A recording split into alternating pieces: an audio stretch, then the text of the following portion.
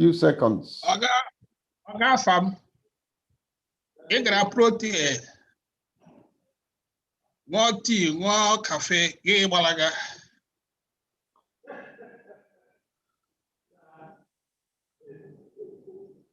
Oga fam. Other casavis said they respect here there. Okay, guys, we are on.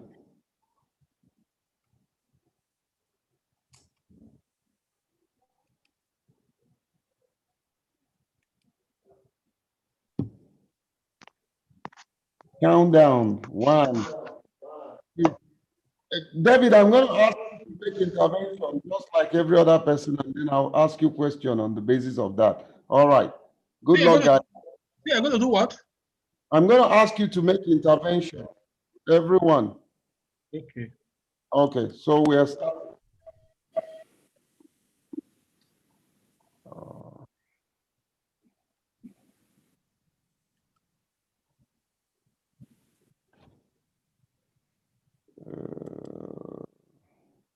Just a second.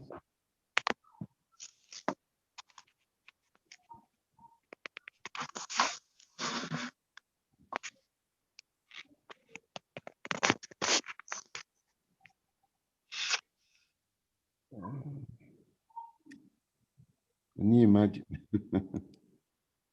what I set up here now? I can't find it. Okay. All right.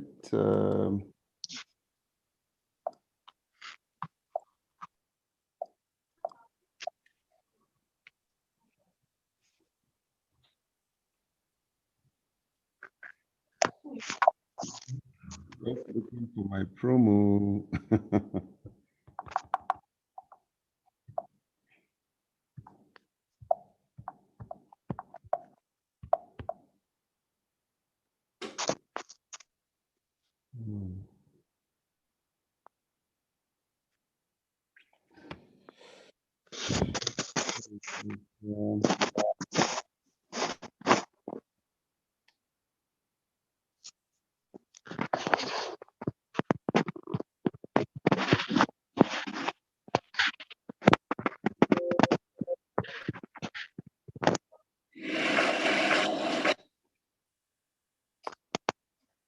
Okay. We're good to go. Hopefully.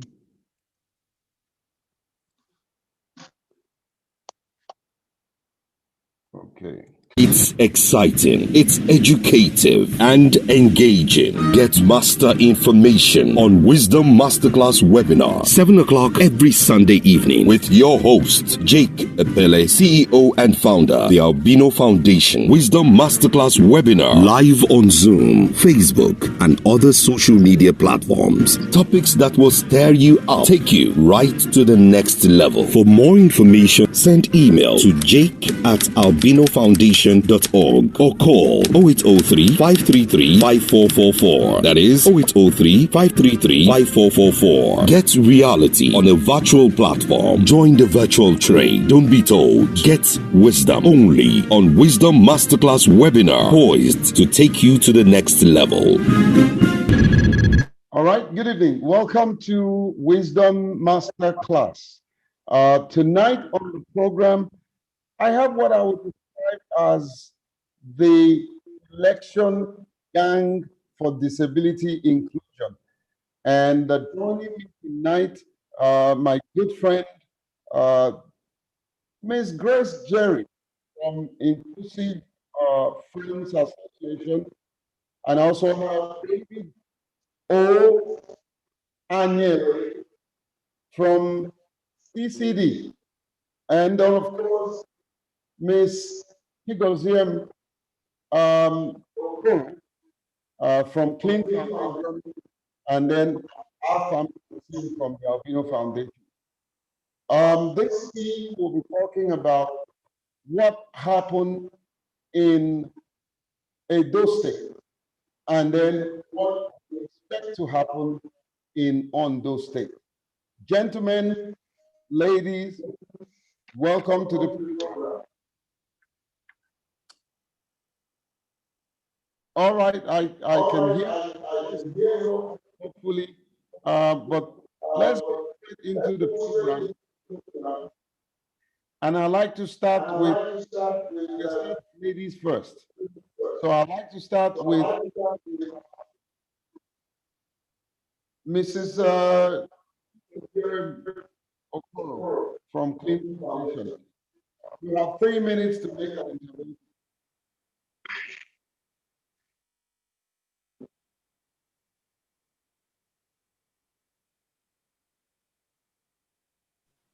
Good Chief, evening, viewers. go ahead. Yeah, so I welcome all of us to this webinar. For us at the Clean Foundation, our mandate is on election security. And so ahead of Edo governorship elections, Clean deployed observers across the 18 local governments of the state to specifically observe the conduct of security officials deployed on election duty. Across board, from our findings, the security operatives did very well across our thematic areas, which include early arrival of the officials, then their overall conduct on the field. But irrespective of that, there are a few concerns which we observed. One was the fact that welfare of the officers before their deployment, which was contrary to what we were told during our last meeting with the Inspector General of Police.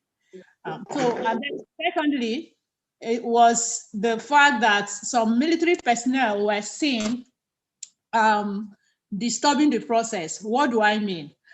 We had a particular polling unit where military personnel allowed a particular supporters and electorate for a particular candidate to vote first. So they more like divided the electorate into two and allowed the supporters of a particular candidate to vote before others. And that didn't go down well. And at the end of the day, others felt like the process was not smooth, and that the process they wanted to the military personnel were deployed to facilitate voting for a particular candidate. And then 2 deaths were recorded. One, it was an ad hoc personnel of INEC. I felt really bad when that happened, when we received the complaint. And then another one was a ballot box snatcher who actually came to snatch ballot box, and the person was shot down by a security personnel on election duty. And so there are a few operational, technical, administrative concerns, like the NYSC personnel, ad hoc personnel of INEC. We saw over about 100 of them that said unless they received their welfare package, that they were not going to go resume in their respective duty posts. Initially, we saw it from the lens of sabotage on the part of INEC. However, similar thing happened during the 2019 general elections. And so between 2019, and we've done reviews, even coordinated by INEC. So one expected that there would be an improvement, substantial improvement in this context. But we were surprised when this happened. There are several other issues, but for now, these are a few thoughts. And I also want to say that there were, disability community, and also inclusivity was also a priority in Edo. Let me explain. We observed that elderly women, pregnant mothers, persons with disabilities, were given a priority to vote first, in Edo. That for me also stood out. And then finally is to say that for the first time since Nigeria returned to democracy, and even in the history of the country as a nation, I think in Edo was a good case study where INEC has made conscious attempt to begin the process of providing basic necessities needed in the context of needs, needed by persons with disabilities for them to actually participate in the electoral process. I know that we haven't gotten it right. I know that several needs of persons with disabilities are still expected, but in Edo, we saw conscious effort that INEC made efforts to ensure that persons with disabilities, they were also part and parcel of the process. And that for us also stood out. Okay, Thank you. Mrs. Okoro, on that beautiful note, I would ask you to take a pause. Let me bring in David Anyele, a great advocate of disability inclusion. David, you were in Edo. What did you see? And I would also want you to touch on what you expect to see in Ondo. Thank you so much. I must commend you for sustaining this program every Sunday.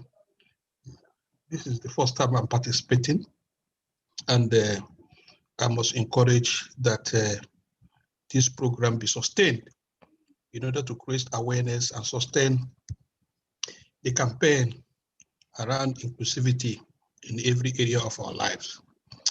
Our campaign on equal voting access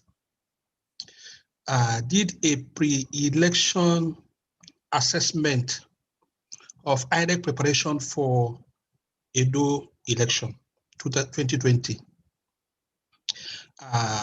We deployed researchers around the 3 central districts of Edo State to capture INEC readiness. In doing that, we used qualitative and quantitative research approach in gathering data. We also deployed key informant interview and others. Questionnaire was also deployed for respondents, basically people with disabilities cut across 3 clusters, in particular, blind, deaf, and physically challenged. The findings from that assessment shows that issues around person with disabilities participation in election is in the purview of INEC, and INEC is making efforts to reach out to the disability community in the local governments. We also found that a person with disabilities, we are anticipating equal access during the election. We are concerned around COVID-19 and person with disability participation in election, as well as issues around security. In conclusion from that pre-assessment, we discovered that INEC have trained persons with disabilities in local governments for sensitization of PWDs on election procedure and others. Unfortunately, these individuals, there were very few of them at the local government level, so they had no resources to go around to mobilize others to participate. So it was an issue. We raised it with INEC disability desk officer, and she assured that they are going to do everything to ensure that there is equal voting access for all. During the election, during the day of election, our observers in the 3 central districts were able to discover that INEC provided materials for PWD's participation in election, in particular, issues around materials on election process that's expected to be pasted on the wall and others. We also found out that issues around priority was provided. That is to say, ad hoc staff of INEC, we are considering people with disabilities for priority voting. However, key findings includes that most of the ad hoc staff do not understand what Form EC 40H is. Most of the ad hoc staff do not also understand what accessible polling unit means to physically challenged voters. So we observe that more than 70% of the polling units we observe, we are not accessible to physically challenged people. And this because most of the polling units were at positions where an individual may need to climb staircase in order for him or her to participate or vote at the election. We also discovered that magnified lens for sight impaired individuals, we are missing. We couldn't find, very few places we found. More than 70% of the polling units visited, we didn't find it. In fact, the Braille material for the blind, most ad hoc staff have never even seen it before. One of our observers had to go to the back to help them to search for it to bring it out. That's Wow. how bad it is. So, you just raised. Why we commend INEC for, improving on equal voting access? We discovered that deaf people didn't enjoy priority voting, just like other physically challenged or the blind, because the deaf people, they do. In fact, some of the deaf our observers met in the field, indicated that they didn't even know there is a priority voting for them to go. So they were even encouraged to take advantage of it. Overall, I can say that INEC is improving. We expect them to do better when we get to Ondo State. Okay. Thank you so much, David. On that note, what a detailed report. Let's jump straight to Grace. Grace, some of the issues that David raised, your organization are working on those, and I'm sure you will have a much detailed insight on implementation. So, Grace, you have the floor. All right, thank you so much, Dr. Drake. Good evening, everyone. Let me also cue in to say well done for this very awesome program that you hold every Sunday. You've sustained it for a while. Well done on that. So, in terms of election, we began preparation early in terms of data gathering to make provisions for INEC to aid deployment plan and all of that. And interestingly, this data gathering is ongoing in like 13 states, inclusive of Ondo and Edo. And we had to hasten the process of Edo and Ondo so that we can have readily, available data for INEC for deployment purposes. And like my colleagues have said, we commend INEC for, they are becoming sustainable, or rather they're putting together sustainable measures to provide these assistive materials, but then why we keep having gaps, why we keep noticing gray areas, I think that is the point where we are now with INEC on how we can begin to check these loopholes. I won't go into details like the others already have gone because it's almost about the same findings we had because we deployed observers to the 18 LGAs. We had a sample, like accessibility of sampled polling unit, but we were also relying on YIGAs and representative random sampling based on their PVT. We were relying on their questions on deployment of the Braille ballot guide and the Form EC30 EPWD, that's the written instruction, the posters for the hearing impaired, of course, magnifying glasses and all of that. And like I said, we deployed team to all the 18 LGAs too, which of course I also went around this, like about four LGAs myself and about 20 something PUs personally that I went to. And in all of this polling unit that I went personally, I didn't even see the Form EC30E poster pasted on the wall. There were other materials on the wall, but that was missing. And I engaged the POC in almost all of these PUs that I went to, like insisting, can I see it? And of course, those ad hoc staff, most of them, like Mr. David said, they have no idea what these materials even look like. So when you ask them, they'll tell you, I know it's in the bag. We'll soon paste them. But I didn't leave like, okay, I'm going to come back to your polling unit. Please put it up. And then when they don't put it up, I asked to, the PO, please can we search the bag and get it out? So these posters can be on the wall. They are meant to be on the wall. These Braille ballot guide are meant to be on the table. Like when you assemble all these things, they are meant to be here. From EC40H are meant to capture the data of PWDs. Before the election day, we also have put up jingles, both on national TV, on local radios, and billboards, and also have been carrying out a lot of sensitization to PWDs. When you get to polling unit, request for these materials. Don't wait.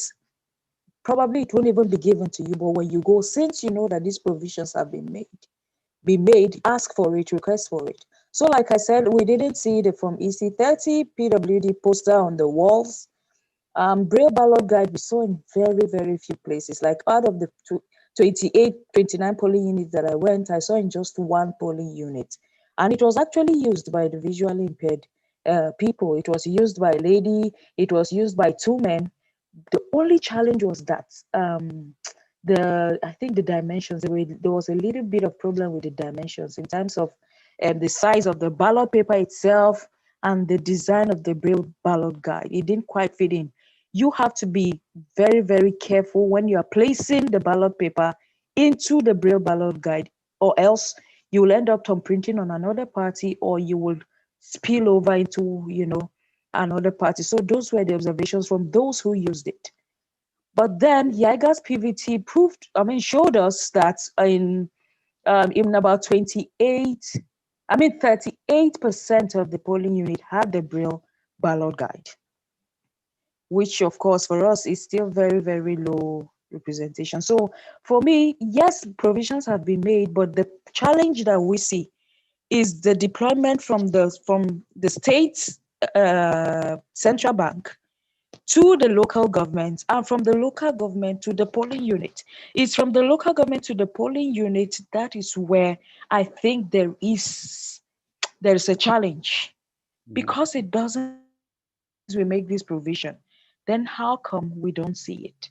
So I think there's a problem with when it transitions from the central bank to the LGA, and from the LGA to the PU.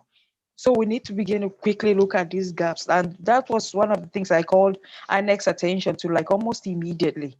Yes, if these provisions have been made, like I saw the Braille ballot guide with my eye, they were going to, deploy to all PUs. But how come we having just 38%? How come you don't have the poster? So those are the areas that we want to begin to look at, and we want to check for Ondo. Because yes, you deploy, but utilization is almost zero. Yeah. Yeah, Grace, I hear your passion, and I can literally feel it in a liquid form. Let me jump to my colleague Afam. Afam, you can shift back a bit for your camera. I know that you struggle with your eyes like myself. But Afam, tell me, David had already said about the unavailability of magnifying glasses. And of course, it is to our community that material is much needed. What was your finding in Edo? You were there.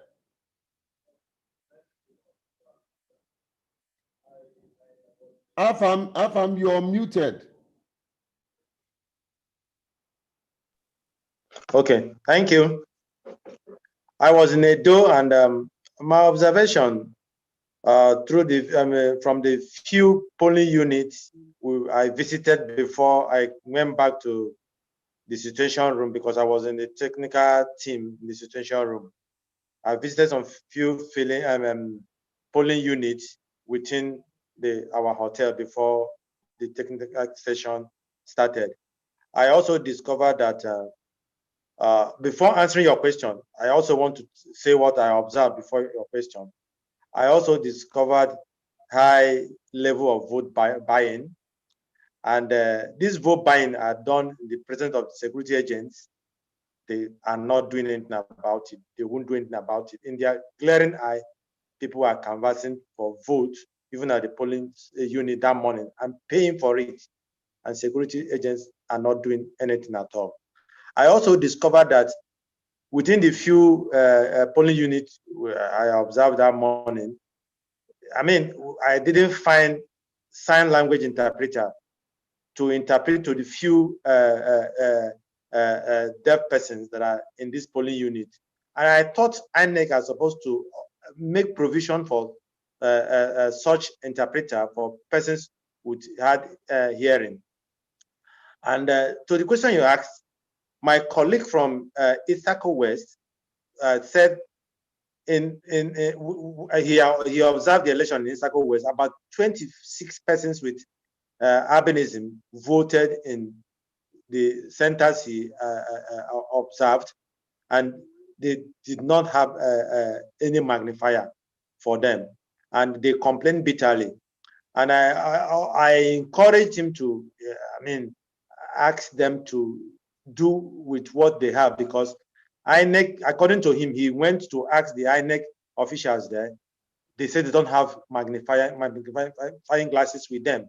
And it's painful, because I heard you last year said last year was the first time you are voting for about you are 59, 59, you are 59 last year, and you've not voted for the first time because the voting environment is not conducive for you. And that was the challenge these persons with albinism were facing. They could not attend to vote properly because the magnifying glasses that INEC promised were not there. And we wish INEC would really do thorough job during Ondo, because I know that some of these magnifying glasses, they have it. They should make it available for our persons. We have quite a number of persons with albinism in Ondo who we also need to vote with magnifying glasses. And the magnifying glasses is not only for persons with albinism. There are persons who are visually impaired, who are not persons with albinism, who we also require to use the magnifying glasses. And you see, without it, majority of these persons will be deprived from voting.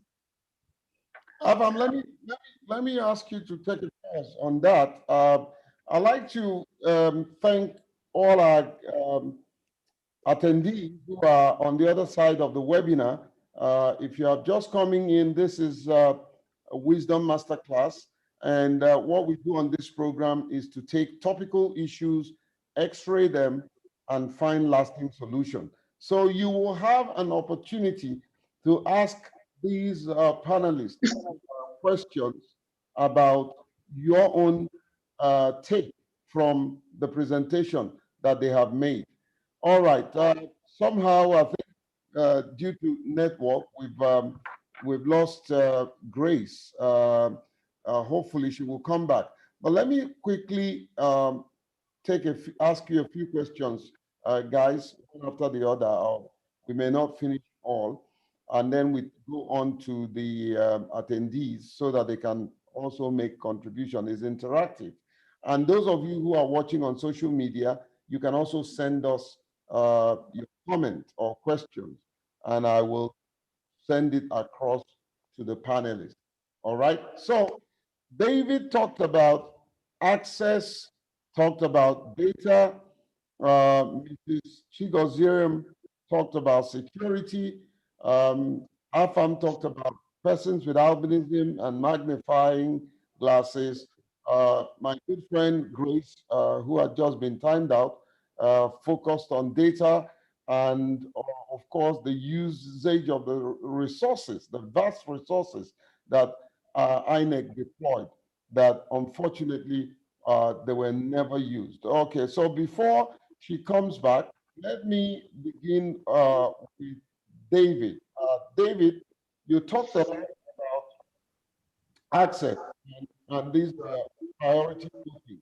You know, with all the great advocacy that the organization, several other organizations have done, why are we having these gaps? What in wisdom do you think is the reason why these gaps are created? Afam, please. David, did you hear me? Yeah. If we must tell ourselves the truth, the policymakers in Nigeria are still struggling to accept PWD's participation in the electoral process on equal basis with others. What I found from my experience for the past 14 years, I'm involved in this election observation thing in Nigeria, is that INEC is still deploying charity-based approach in addressing disability issues in Nigeria. From their systems, from the leadership, from their REC, up to their EOs at the local government area, their approach, as I speak to you, remains charity-based approach. They are yet to recognize that there is a law in this country signed by His Excellency President Muhammad Buhari titled Discrimination Against Persons with Disabilities Prohibition Act 2018. They are also struggling to recognize that there is a framework which was packaged by this same INEC. They're called, framework on access and participation of persons with disabilities in the electoral process in this country. They are also struggling to believe that there is a constitution, 1999 Constitution of Federal Republic of Nigeria, even as amended, that provide explicitly that citizens with disabilities is part of the society and they must participate in the electoral process on equal basis with others. That is what I've discovered. You see, in 2007, we had a meeting with Maurice Yiwu in his office on equal voting access. As at that time, Maurice Yiwu was struggling to understand how a person with disabilities will come to vote on election day. He's still alive. When he left, Professor Jaga came in. We say, Uhuru, using situation room, resources, we are engaging him personally. My sister, Chigozrim, is here to testify how I engage Jaga on equal voting access for persons with disabilities. In fact, it got to a stage, he said in one of the meetings that the population of persons with disabilities in Nigeria are not big enough to make provisions for during election. We challenged him at that meeting and he retrieved his comment. Now we are in an era, we have Professor Yakub, who in his wisdom, is, receptive to disability conversation, and to the extent that he listens to us when we speak, he pays attention, he takes notes, he asks questions. But the system within the INEC, the other commissioners, Yakub will not do everything. If the commissioners who are responsible in providing access or providing logistics that would, create the kind of access we are looking for, still believe that in the innermost of their mind that PWDs are not supposed to participate in election, these are the areas where we need to go and do a big work. It's not going to be a entertainment of, flashy. We need to use aggressive, demand, just as we did in our campaign to secure the Disability Act, to engage INEC and to tell them that enough is enough. We can't be spending the resources of the Federal Republic of Nigeria based on discrimination. That is to say, you provide for these people, you will not provide for these people. they will come and be doing advocacy for you in an institution that is budgeted for, paid for, including your salaries and the food and tea you drink in your office. So what I'm trying to say is that we need to change our approach of engagement with this system to begin to stamp for our right, demand for our right, if possible, use litigation advocacy to put this discrimination to a halt. As I said, INEC is using charity-based approach. Until we address this charity-based approach, encourage them to use right-based approach, we will continue to struggle in this direction. David Anye, the Executive Director of CCD. David is very passionate, a very passionate advocate, and you have well spoken. Let me go to security. Security is a very huge concern. Of course, when there is a state of insecurity, you will discover that even persons with disability will not participate actively, and because everybody is afraid of his own life. So let's talk to the security expert among us. Tell us, you talked a lot about security, and of course, it was very heart-wrenching to hear that a couple of people lost their life. How can the security apparatus in this country be improved so that people will feel free to participate in the electoral process?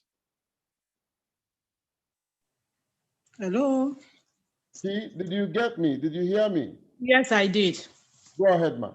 Yeah, so security, like you rightly said, it is a collective responsibility. And so recall that the environment, leading to the conduct of a governorship election in Edo was characterized by tension. Yeah, so counter accusations, hate speeches, name it. There were even predictions of violence. However, two observer organizations issued statements that corroborated my earlier statement. But Clean Foundation found, because we conducted a pre-election security threat assessment, overall findings was that the Edo State governorship election was going to be peaceful. And our methodology was solid. We used the election violence mitigation and advocacy tool developed by the Electoral Institute of INEC and Clean Foundation.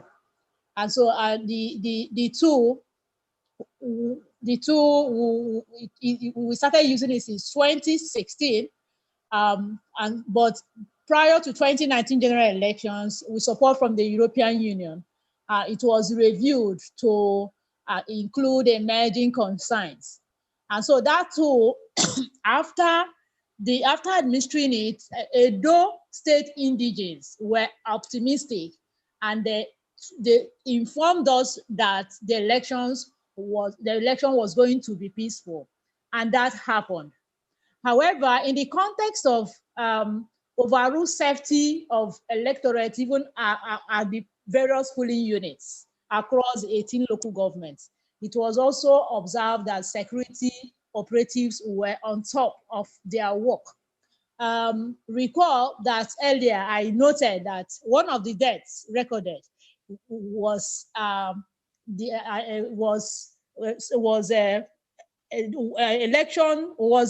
ballot box snatcher, rather. Yes. And so before the ballot box snatcher, while the ballot box snatcher was just on the act, one of the security operatives at that particular polling unit fired the ballot box snatcher. To some people, it didn't go down well, but at the end of the day, he ended up protecting the electorate and every other person, both INEC, ad hoc personnel, observers, and every other person, even disability community that were around. And so if, for example, that personnel wasn't that proactive, who knows what would have happened, And then I also want to say that CLEAN shared the findings with relevant stakeholders, including security operatives, leadership of the various security operatives.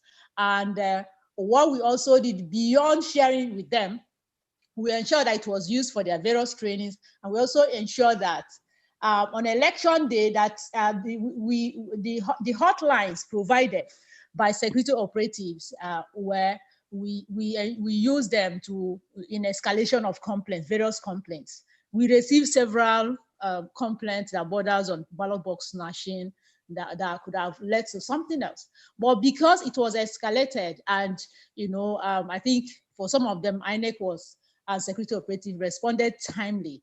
And so with regards to election security broadly, it is a collective responsibility.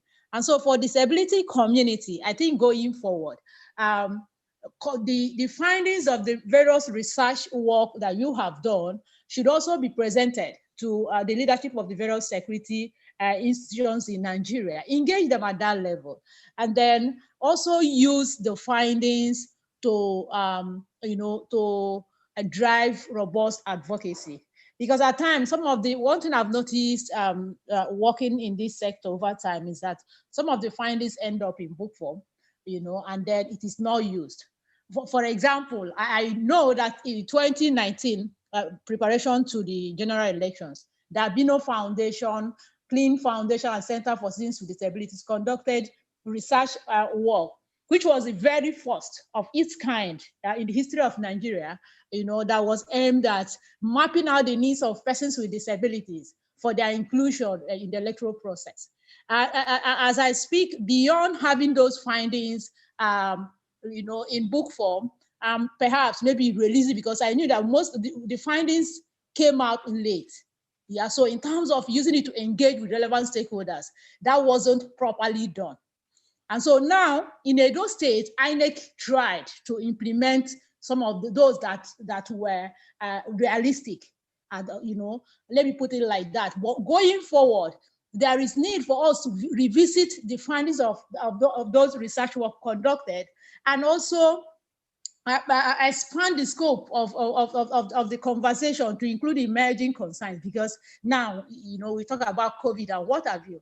And so have we been able to identify gaps in the operational guidelines that the various security operatives are using in the context of COVID?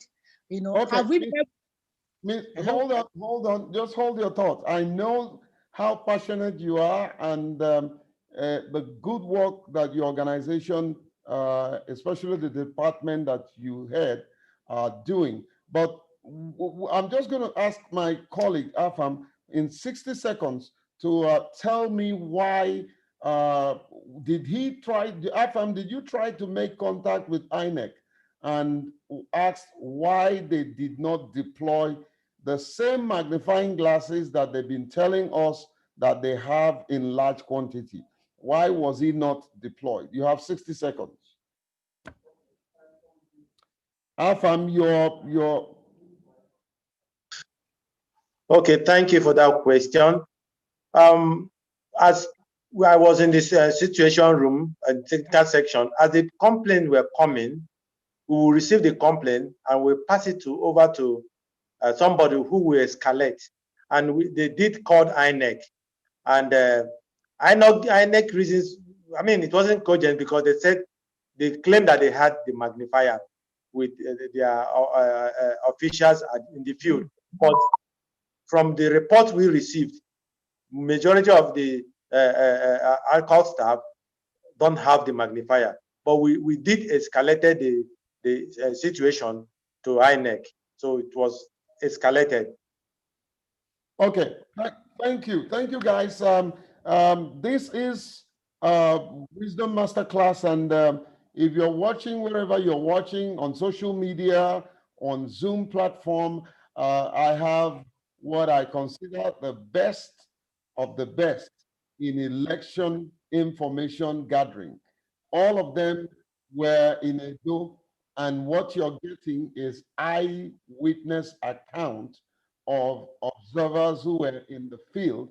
And our focus tonight is inclusion of persons with disability in the electoral process. And like my colleague David did say, this is not, you're not doing us a favor, it's our right. And until we begin to insist that this right be respected, I don't think we will move forward. I'm going to open up the line. Okay, well, Grace is here. She got timed out by network. Grace, can you take just about 60 seconds and tell us what in your wisdom is responsible? I know that two of us, we had a conversation, the same thing you said about availability of this material, and then the fact that the people who ought to use it either did not use it or it was not even available, especially at the rural area. What would you say to that, Grace? All right, thank you. I apologize again. I got timed out and I tried all possible. I had to shut down my phone, come back on up again. Yeah, so like I said, I think one of the things we really need to check, and especially for the Ondo election, is the movement of these materials from, because if it moves from the state to the LGAs, then we need to carefully check the movement from these LGAs now to the polling unit on election day or to the ward, in preparation for election. That needs to be carefully checked. And if INEC actually have made these provisions, then I think part of the training manual, some of the recommendations, or rather the inputs that we made for INEC training manual, is to ensure that these materials are placed in the bags. These materials, while you're preparing materials that will go to this polling unit, every materials that have been made, every assistive materials that have been made for people with disabilities should be packed into this bag. So it's not an issue of we packed, okay, these are things that have been outlined to be carried, and maybe these ones were not outlined. Everything should be outlined. These are also sensitive. I call them sensitive materials. So you treat them as sensitive materials, like treat them with an utmost priority, because you spend so much providing or procuring these materials. It's terrible, or it's painful that at the end of the day is not used. So what happens now after the Edo election? All of those Braille ballot guides, that were procured but then were not deployed, what happens to them? If the posters for the deaf were actually printed, why weren't they taken to the polling unit? So these are the processes that we need to carefully check, especially for Ondo. If they're packing the bag for each of these to be taken to the polling unit on election day, these materials all needs to be complete, more like a checklist of every material that needs to go to the polling unit. Do a checklist and tick off the box as soon as these things are packed, so that you know that it's actually deployed and it's utilized. And another thing I'm also going to say is that when they are training that ad hoc staff, it's important that you train them using these materials. Show them what a Braille ballot guide looks like and how it should be used by a visually impaired person. Show them what Form EC30E looks like, the poster for the deaf. Show them what it looks like, so that when they get to the polling unit, it's important that they put it up. They need to identify these materials to be able to put them to use. Fantastic intervention, Grace. Guys, just stand by. When we come back, we're going to open up the space for our audience to ask questions. And if you're watching on the social media, please send us comment or question, and we will pass it across to this team, wonderful team who were there on ground in Edo State. So don't go away, stand by. When we come back, the program will continue. It's exciting, it's educative, and engaging. Get master information on Wisdom Masterclass webinar, 7 o'clock every Sunday evening with your host, Jake Ebele, CEO and founder, the Albino Foundation. Wisdom Masterclass webinar, live on Zoom, Facebook, and other social media platforms. Topics that will stir you up, take you right to the next level. For more information, send email to jake@albinofoundation.org or call 0803 533 5444. That is 0803 533 5444. Get reality on a virtual platform. Join the virtual train. Don't be told. Get wisdom only on Wisdom Masterclass webinar, poised to take you to the next level. All right, you are still watching the Wisdom Masterclass. And on tonight's program, we have the gang that were in Edo State, and they work assiduously to deliver on the election that is adjudged one of the best so far. I want to agree absolutely and totally with Grace, and we did, as a matter of fact, practice that in the training which I personally conducted in Ondo. We had to show the SPOs, what Braille looks like, what it means to have an accessible election. You know, it was a detailed presentation.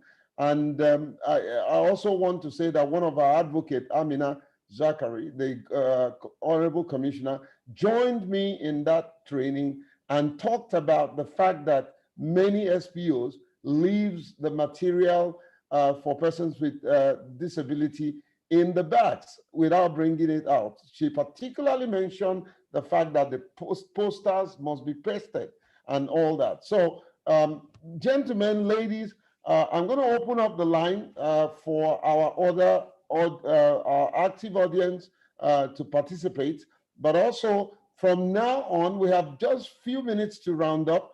I want us to focus on what will be the solution, and this solution will be practiced in Edo State. And don't also forget, next week is a bumper edition. Next week, I'm going to be, I'm going to have live from the United States of America, Washington and Pennsylvania, two great minds. Their specialty is in helping children or students to get scholarship into Ivy League universities in America. How can your ward get scholarship into these universities? How can they get admission into these universities? The Ivy League universities are special sets of universities, a handful of them, the likes of Harvard, Cornell University, Princeton, and you have it. I was shocked that Stanford University is not Ivy League, but yet Stanford is the third best university in America. So it's going to be a bumper edition where we will bring these individuals who one of them have worked with the embassy here in Nigeria before she moved to America, and currently she's in the State Department. So you will get on the spot information about how you can gain access to scholarships in American universities. Especially those of you who have masters who wants to do PhD, you do not need to pay. And I've been preaching this, you don't need to pay for a PhD, when you can get a scholarship. Most times when you're doing your PhD, you're doing a research work. So the university actually gain from your wisdom and from your research. So sometimes they actually pay you. So it's going to be an epic edition that we will be hosting. The two guests will be joining us all the way from Pennsylvania and Washington. And like I said, they have been responsible for getting scholarship for a lot of people. Jennifer, one of my guests, had worked in the embassy and she was in charge of education for years before she moved to America.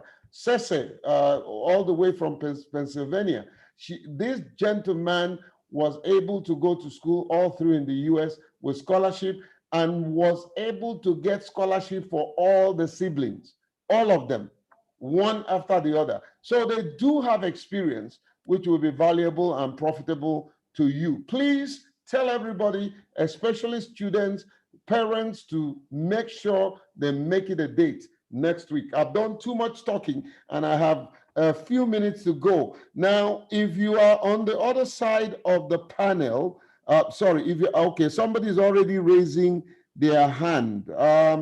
Let me see if I can be able to see your name. Let me see. Professor Stella, your hand is up. Lukman, your hand is up. Let's give Professor Stella the opportunity first to talk, either an intervention or your question. Prof, you need to unmute yourself. I'm trying to unmute you, but I'm not able to. Prof, go ahead. Prof, you muted yourself again. Hello, Prof. Prof, unmute yourself. Go ahead, Prof. Prof, we can't hear you. One of the solutions is even respect to people with disability. And it should start with INEC. Like the panelists said, how would the people from INEC who were given materials do not know that those materials are there? That's my solution. Charity begins at home. Okay, Prof, thank you for being very, very succinct. Lukman, can you unmute yourself? Lukman.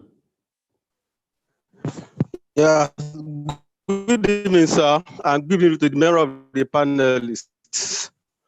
My perception of the whole.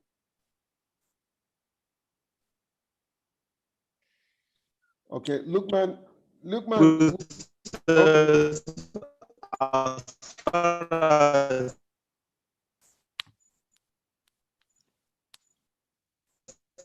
Edo State governorship election is concerned, is that people with disabilities were technically disenfranchised based on the fact were not on ground for them to.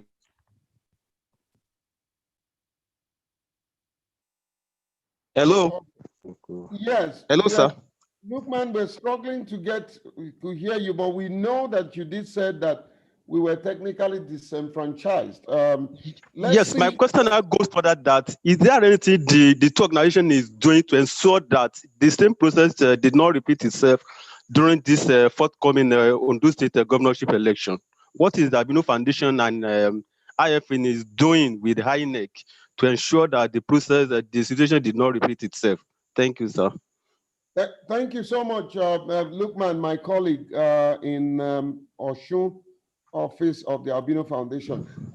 I'm gonna ask David to jump in for 60 seconds and said what can be done going forward so that this thing will not repeat itself in Ondo. And then Grace will also take the floor and tell us his thoughts. David, I'll take that as your closing remarks because I have 3 minutes to go. Thank you so much for the opportunity. We need to deploy right-based approach in engagement with INEC. I think we've romanced with INEC for too long. We've done PR for them. We've, petted them. We've befriended them. We've, make all manner of, lobbying and advocacy engagement around this issue with them so that they will understand and apply. I think we need to activate the right-based approach and use it as a tool to engage them. Disability issues in Nigeria is no longer charity. I keep on saying it. It is a fundamental right of all. We need to demand that INEC do the needful. And we also begin now to demand for, to do an audit of INEC budget vis-a-vis disability equal voting access. What is the budget of INEC for PWD's participation in the electoral process? We need to begin to interrogate it. And there budgetary provision? If there is budgetary provision, were they used? If they were used, what are the gaps? So we need to activate Freedom of Information Act to demand for accountability around disability inclusion and participation in the electoral process. Until we do that, they will see us as the extension of the public relation department, where we come and say we commend INEC for what they did, as if it is a favor for me to participate in the election. It is my right. I will use my right approach to demand for this. That is my approach. Thank you. Thank you, David.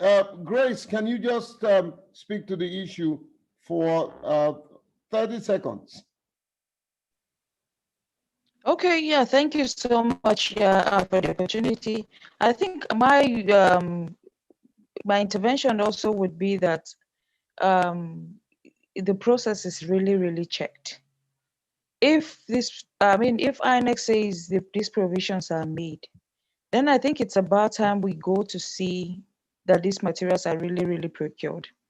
What I saw for Edo was the Braille ballot guide, but I didn't see the other materials. So if they are procured, I think it's about time we are also present when these materials are, before they are deployed to the LGAs. Let's carry out the audit. Let's see them with our eyes.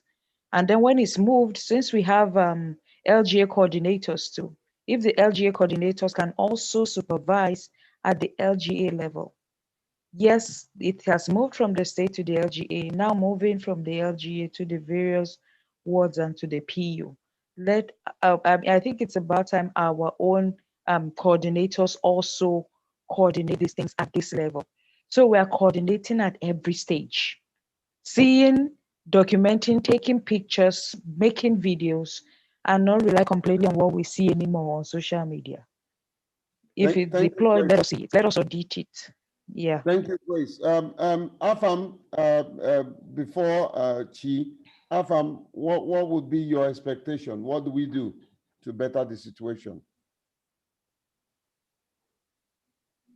Okay. We want INEC to help persons with albinism and other persons with visually impaired. For INEC to deploy, like they say, they have magnifying glasses, and deploy them to the polling unit so that persons who need these items will be able to use them to vote. And in procuring the magnifying glasses, what input has persons with albinism and persons with visually impaired has to put for INEC to be able to purchase or to buy quality magnifying glasses for these persons to use? Because we also in the past discovered that most of the magnifying glasses that INEC has provided are of low quality.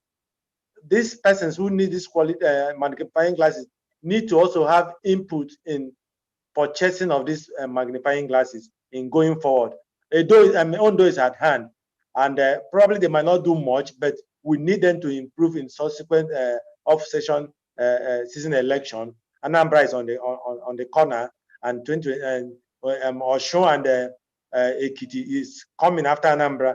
They should improve upon what they have done so far. Thank you. Thank you. Just in 30 seconds, capture what you think should be done. Chi?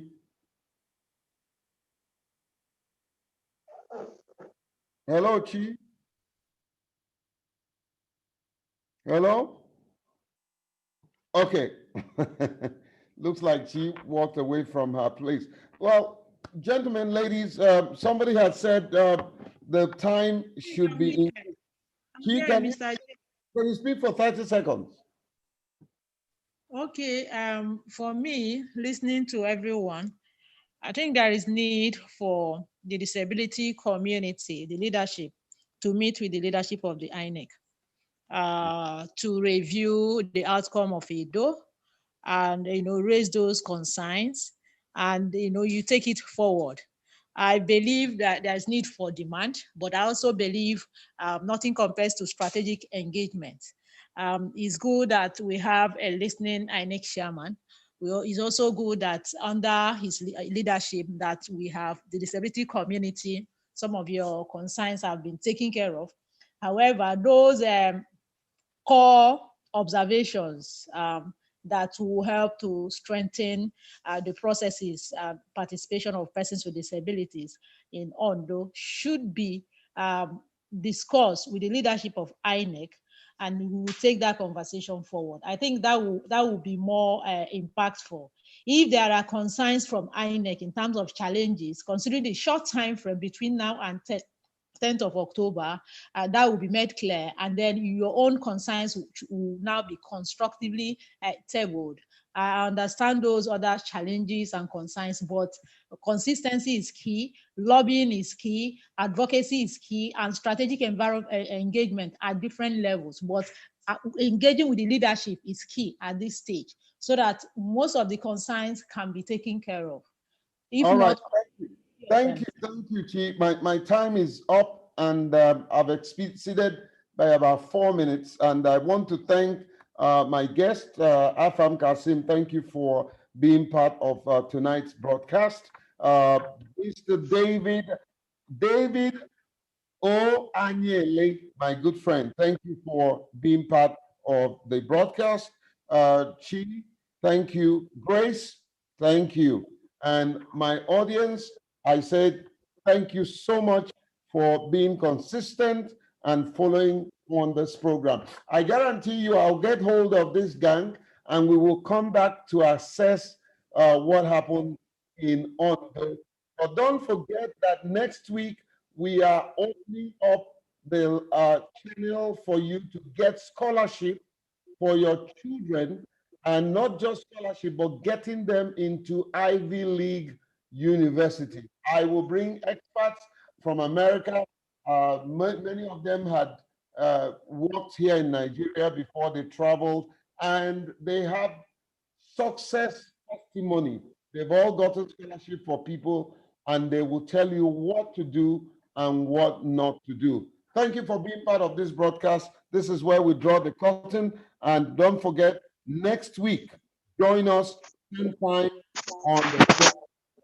God bless you and have a good